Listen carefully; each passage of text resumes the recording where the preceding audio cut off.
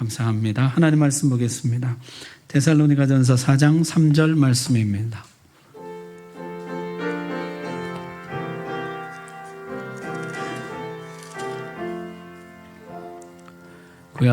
신약성경 330조 하나님 말씀 봉독할 때 우리 다 함께 자리에서 일어나서 4장 3절 함께 봉독합니다. 시작. 하나님의 뜻은 이것이니 너희의 거룩함이라 곧 음란을 버리고. 아멘. 사람은 인정을 받아야 건강한 자아를 갖게 된다고 합니다.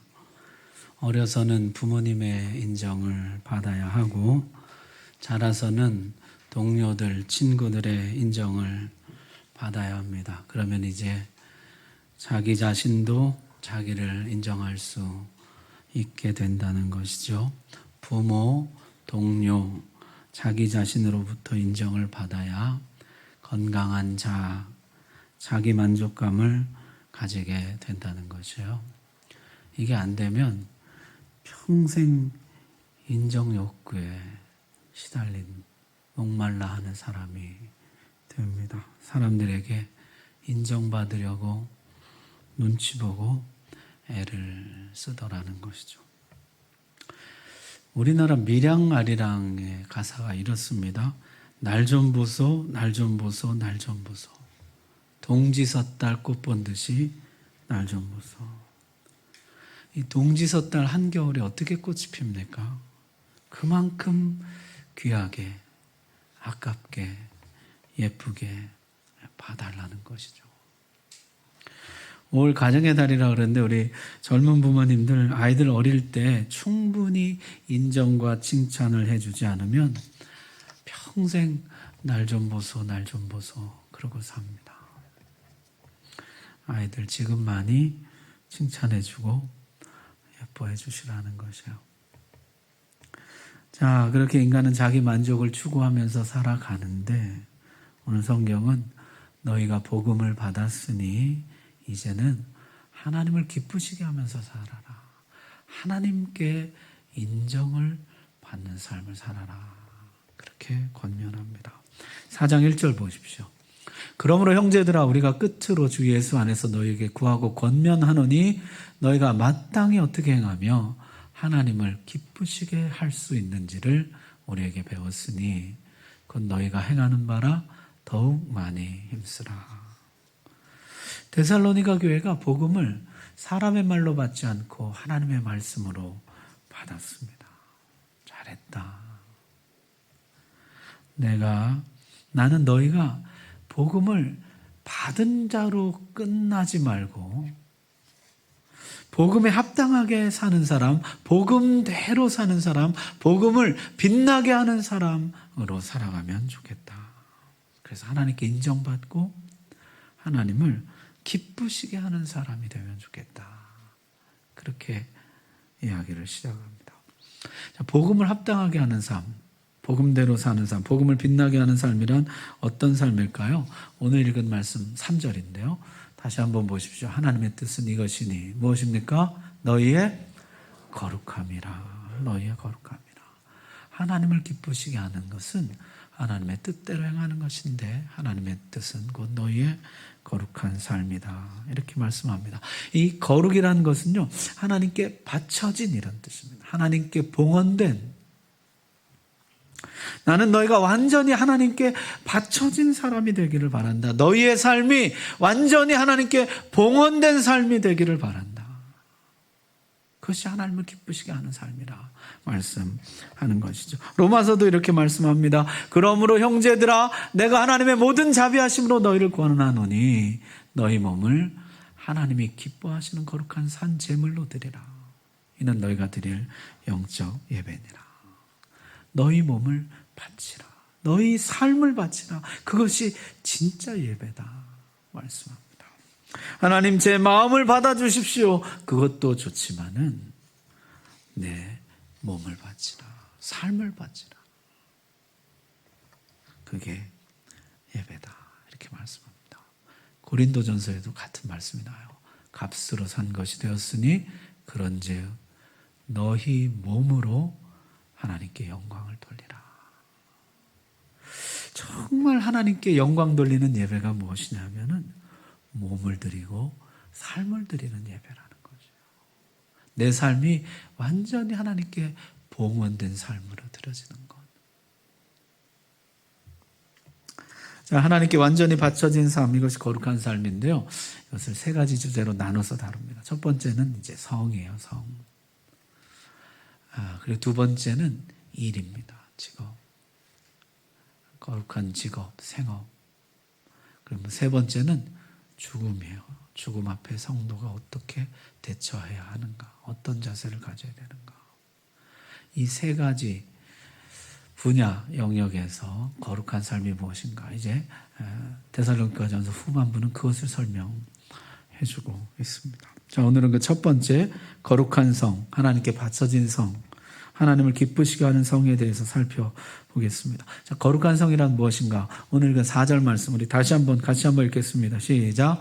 하나님의 뜻은 이것이니 너희의 거룩함이라 곧 음란을 버리고.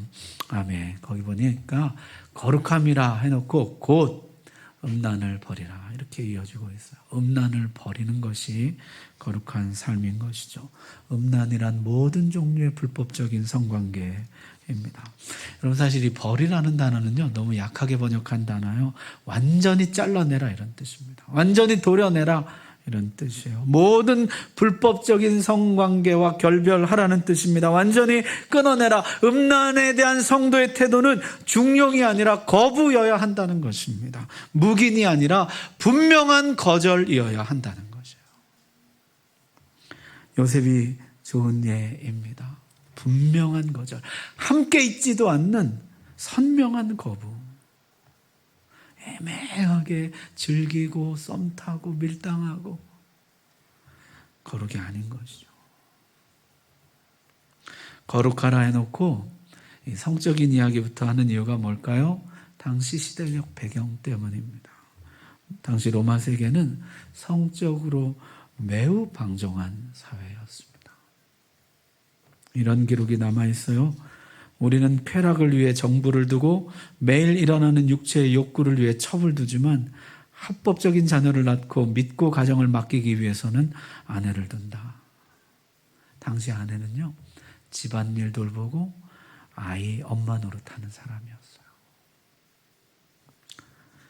남성들은 성적인 욕구를 위해서는 아내 외에 다른 여성들을 찾았고 그것은 그 당시 그 사회에서 너무나 자연스러운 일이었습니다.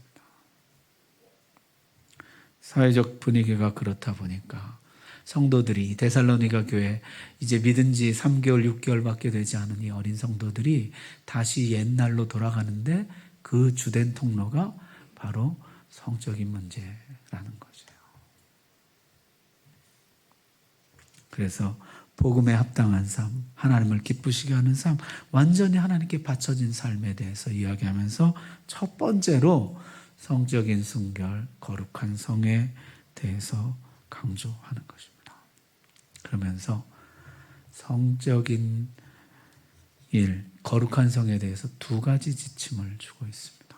4절 말씀 보십시오. 같이 한번 읽겠습니다. 시작. 각각 거룩함과 존귀함으로 자기 안에 대할 줄을 알고. 아멘. 두 가지인데요. 첫 번째는 하나님이 주신 범위 안에서 사용해야 된다는 거죠. 그 두 번째는 하나님이 주신 방식대로 사용해야 된다. 이것이 거룩한 성에 대해서 주는 두 가지 지침입니다. 자, 첫 번째, 하나님이 주신 범위. 그 범위 어디까지입니까? 자기 안에요. 자기 안에요. 오직 자기 안에. 자기 안에 외에는 누구도 성적인 대상으로 여겨서는 안 됩니다. 모든 성적인 관계는 오직 부부 안에서만 허용되어야 한다는 것이에요. 아마 이 말씀은 저들에게는 너무나 생소하고 황당한 이야기였을지 모릅니다. 오직 아내뿐이라고? 아내 수를 제한하지 않던 시대에 집집마다 노예들이 있었는데 그 노예들의 주된 업무 중에 하나는 주인의 성적인 욕구에 봉사하는 것이었습니다. 아내는 집안일하고 아이 키우는 사람으로 알던 시대에 오직 자기 아내 한 사람만 하나님이 허락하신 범위이다. 오직 부부 안에서만 허용된다. 아마 말도 안 되는 이야기였을 것입니다. 요새 우리도 그런 농담 하잖아요. 가족끼리 왜 이래? 뭐 그런 얘기 하잖아요. 근데 성경은 뭐라고 말씀합니까? 가족끼리만 가능하다는 것이요. 가족 외에서는 불가능하다. 정말 전혀 새로운 삶이죠. 제가 오늘 아침에 인터넷에 확인해 보니까요. 오늘 아침 전 세계 인구가 80억 3천만 명입니다. 그 중에 성관계가 가능한 사람 몇 사람일까요? 오직 한 사람이에요. 자기 아내, 자기 남편.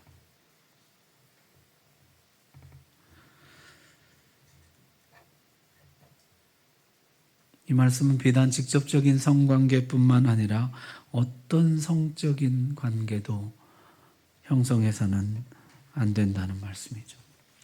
추파를 던진다든지 눈을 개슴츠레 뜬다든지 썸을 탄다든지 은밀한 밀당을 즐긴다든지 해서는 안 된다는 것이요. 처녀총각은 괜찮습니다. 처녀총각은 연애의 자유와 특권이 있죠. 썸 타도 괜찮아요. 그러나 부부 안에서만 성관계가 가능하다는 것을 잊지 말아야 합니다. 잠언은 이렇게 가르쳐주고 있어요. 사람이 불을 품에 품고서야 어찌 그의 옷이 타지 아니하겠으며 사람이 숯불을 밟고서야 어찌 그의 발이 되지 아니하겠느냐. 남의 아내와 통간하는 자도 이와 같을 것이라 그를 만지는 자마다 벌을 면하지 못하리라. 성경은요 아예 노터치하라고 이야기합니다. 손 대는 순간 그건 뭐냐면요 불을 품는 것과 같은 행위예요. 숯불에 발을 대는 것과 같은 행위예요. 어찌 타지 않고 어찌 되지 않겠느냐. 벌을 면하지 못하리라. 죄라 이렇게 말씀합니다. 여러분, 하나님은 우리에게 전혀 새로운 삶을 요구하고 계십니다. 복음에 합당한 삶. 남들도 뭐 다 그렇게 사는데 하지 마시고 내가 어떻게 하면 하나님을 기쁘시게 하는 삶을 살까? 하나님, 내 모든 삶을 하나님께 바쳐진 삶으로, 봉헌된 삶으로 드리기 원합니다. 자, 두 번째는요, 하나님이 주신 사용 방식이에요. 뭡니까? 거룩함과 존귀함으로 자기 아내를 대하라. 거룩함과 존귀함이요. 여기 거룩함은요, 영역을 침범하지 않음이고, 이 존귀함은 명예를 침범하지 않음이에요. 남의 영역을 침범하지 않고 명예를 침범하지 않는 것. 그것이 하나님이 가르쳐 주신 성의 사용 방식인 것이요. 여러분, 제가 다른 사람의 아내에게 눈독을 들이지 않는 것은요, 그 사람의 아내를 존귀하게 대하는 것입니다. 그리고 그 사람을 존귀하게 대하는 것입니다. 더 나아가서 제 아내를 존귀하게 대하는 것입니다. 뿐만 아니라 제 자신을 존귀하게 대하는 것입니다. 다윗이 밧세바에게 눈독을 들이는 것은 밧세바의 영역을 침범하는 것이고 밧세바의 명예를 침범하는 것이에요. 또한 그의 남편 우리아의 영역을 침범하는 것이고 우리아의 명예를 더럽히는 것입니다. 나아가서 다윗 자기 자신과 자기 아내의 영역과 명예를 스스로 허무는 것입니다. 골리앗 앞에 나섰던 다윗의 모습과 밧세바의 임신 사실을 알고 전전긍긍하는 다윗의 모습, 여러분 한번 비교해 보십시오. 어떤 것이 더 존귀한 것입니까? 몰래 앉아서 이 사람을 죽이라고, 전쟁의 맨 앞에 보내 죽이라고 음모를 꾸미며 편지를 쓰는 이 다윗의 초라한 모습, 누가 이렇게 만든 것이에요? 스스로 자기 값을 깎는 것이에요. 자기 명예를 부수는 것이에요. 자기 존귀함을 스스로 버리는 것입니다. 반면에 요셉은 어떻습니까? 요셉 이야기에서 이상한 것은요, 이 배은망덕한 종이 자기 아내를 범하려고 했어요. 외국 노예인데 믿고 가정 총무까지 맡겨줬는데 자기 아내를 범하려고 했어요. 그럼 단칼에 베어버려야지. 보디발이요, 단칼에 처형하지 않고 감옥에 집어넣는데, 그것도 왕실 죄수를 가두는 고급 감옥에 집어넣습니다. 왜 그랬을까요? 보디발이 이 모든 일이 자기 아내가 벌인 일이라는 사실을 알았다는 것이에요. 자기 아내의 성향을 익히 알고 있었다는 것이죠. 요셉이 자기 명예를 지켜준 것이에요. 자기 영역을 지켜준 것이에요. 왕실 고위 관료를 가두는 감옥에 넣습니다. 거기서 술장관, 떡장관 만나잖아요. 그게 다가 아니죠. 하나님이 또 그게 다가 아니죠. 제가 일부에도 이랬는데, 요셉이 또 누구의 명예를 지켰을까요? 답을 제가 이미 다 말해버렸는데, 누구의 명예를 지켰어요? 하나님의 명예를 지켜드린 것이죠. 내가 어찌 이 큰 악을 행하여 하나님 앞에 득죄하리까. 사람들은요, 다 이게 별거 아니라 그래요. 요새 다 누구나 이렇게 산다고. 안 그런 사람 누가 있냐고. 이게 뭐 남에게 해를 끼치는 것도 아니고, 잠깐 뭐 재미 보자는 건데, 그게 뭐 그렇게 나쁜 짓이냐고. 남들은 기회가 없어서 못 하는데, 그런데 요셉은 이것을 하나님 앞에서 큰 죄라고 인식하고 있다는 거죠. 내가 어찌 큰 악을 행하여 하나님 앞에 범죄하리까. 이 애굽 땅에서 거룩하신 하나님의 명예를 지키는 것이에요. 하나님이 그에게 존귀를 더하십니다. 여러분, 성은 그저 쾌락의 도구가 아닙니다. 인격의 핵심을 이루는 가장 중요한 부분이에요. 가장 중요한 이 부분, 이 영역을 침범하면요, 인격에 금이 가기 시작합니다. 거룩함과 존귀함이 사라지기 시작해요.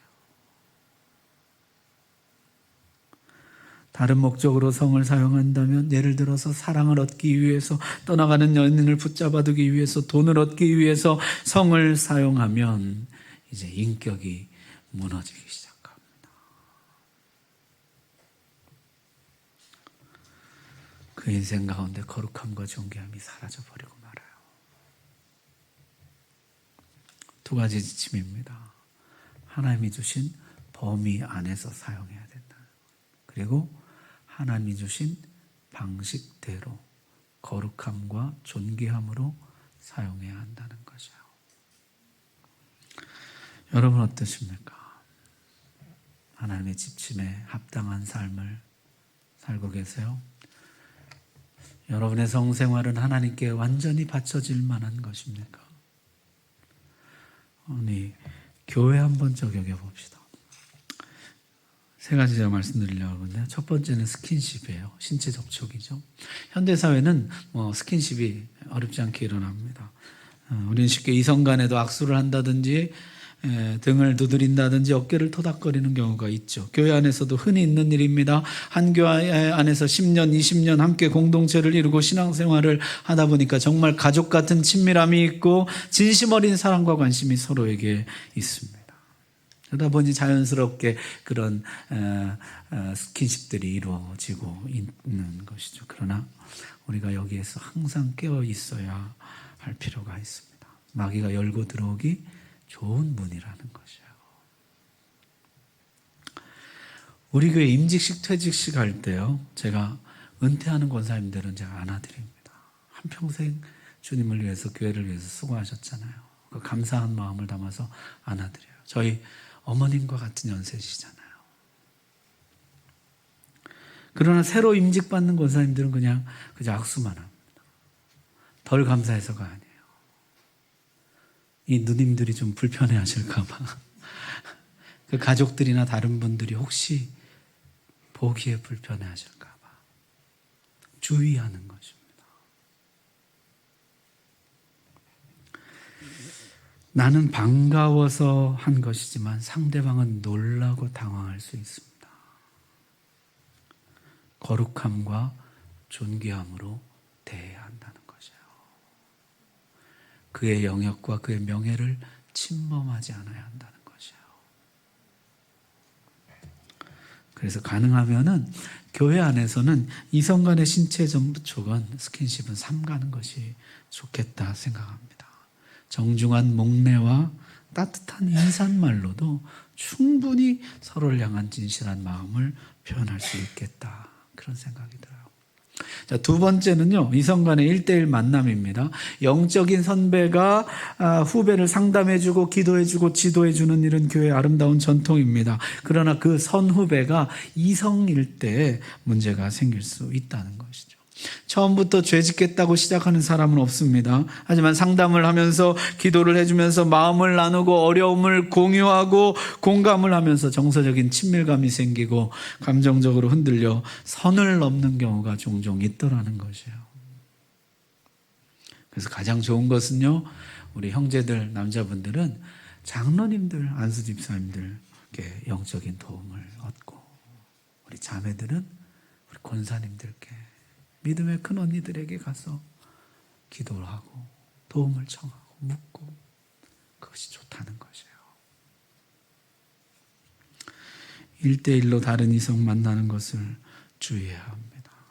공개적인 장소에서 모두 함께 안전하게 해야 하는 일이죠. 여러분, 예를 들어서 신방이 얼마나 좋은 일입니까? 가정에서 예배드리는 얼마나 영적으로 유익한 일입니까? 그러나 여러분, 제가 제 아내와 함께 가지 않고 다른 교육자들도 동반하지 않고 저 혼자서 신방을 간다고 생각해 보십시오. 그건 너무 이상한 일 아니겠어요?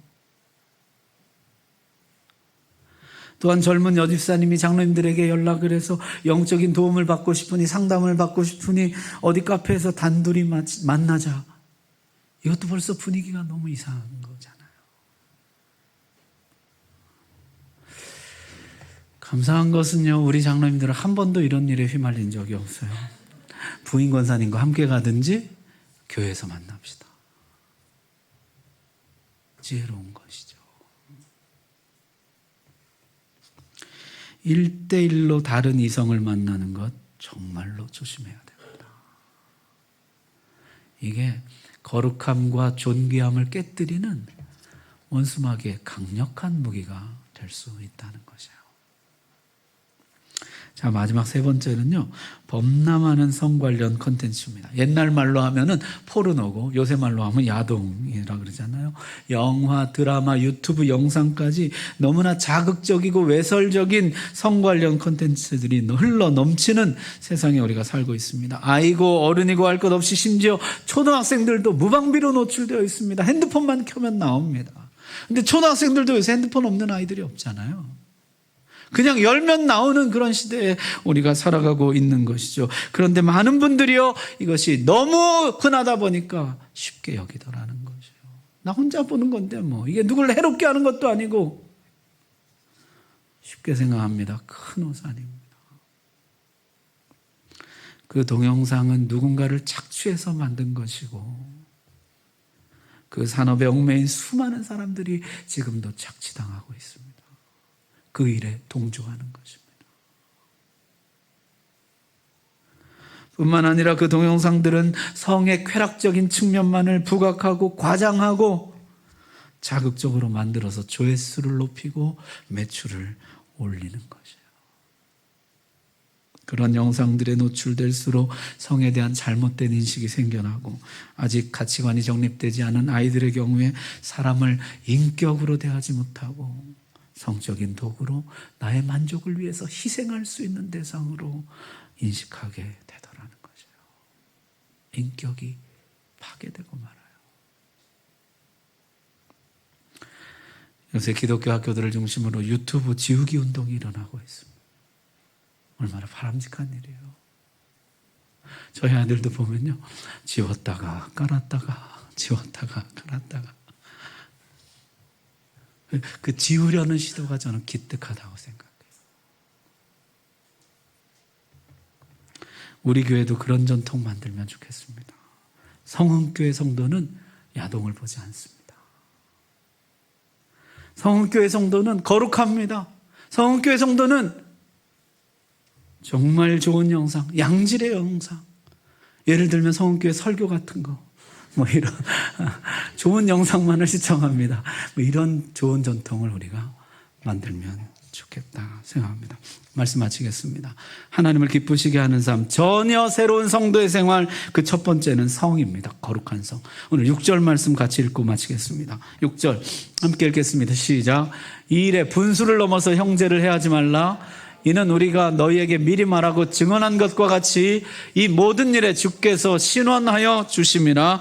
아멘. 선을 넘지 말아라. 형제의 영역을 침범하지 말아라. 분수를 넘어서 침범하지 말아라. 그렇게 해놓고 그 다음에 정말 두려운 말씀이 나타납니다. 주께서 신원하여 주신다는 것이에요.